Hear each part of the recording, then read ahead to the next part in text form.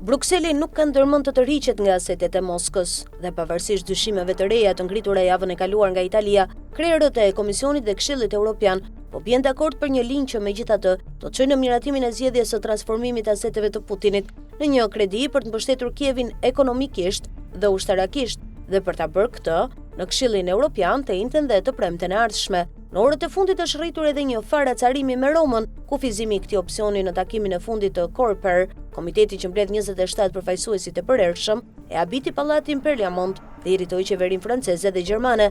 Ata do të shprehin pakënaqësinë e tyre në Berlin gjatë samitit të gatshmëve të herë të zgjeruar për të përfshirë edhe Giorgia Melonin. Prandaj politika është të ndiqet rruga e zgjedhur me çdo kusht, sepse për momentin është e vetmja që është në gjendje të rezistojë presionit rus dhe të parandalojë Putinin që ta shohë mungesën e vendimarrjes si dobësinë e fundit të Bashkimit Evropian. Dhe për këtë arsye, mundësia për të goditur Ukrainën, një frikë që ndihet veçanërisht nga Gjermania, Franca dhe Britania e Madhe, për të theksuar se qeveria gjermane në veçanti po shtyn përpara këtë zgjidhje për të shmangur nevojën për të financuar Kievin me para publike nga vende individuale, një shpenzim mjaft i lartë edhe për Italinë. Në pallatin Parliament, ata aktualisht po shqyrtojnë strategji të mundshme për të adresuar shqetësimet e Belgjikës në veçanti.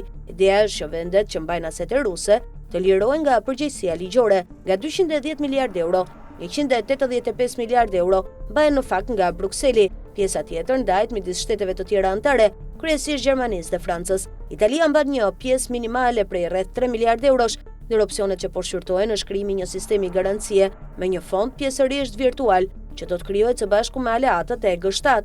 Dhe fondet e vëna në dispozicion nuk do të llogariten për sa i përket BE-s në llogaritjen e deficitit. Pikërisht për këtë arsye, presidentët e Komisionit dhe Këshillit po shqyrtojnë të gjitha procedurat e mundshme për miratimin e përdorimit të aseteve. Këshilli Evropian në fakt mund ta formalizojë vendimin edhe pa një dokument përfundimtar. Ai mund të miratohet nga 26 vende, shkruan La Repubblica, siç ka ndodhur tashmë në të kaluarën e afërt, ose përmes përfundimeve të presidentit të Këshillit Evropian, Antonio Costa. Ajo që përjashtohet është që kjo rrugë të mos ndiqet. Pastaj, bazuar në opsionin e treguar, do të vlerësohen kërkesat pasuese legislative.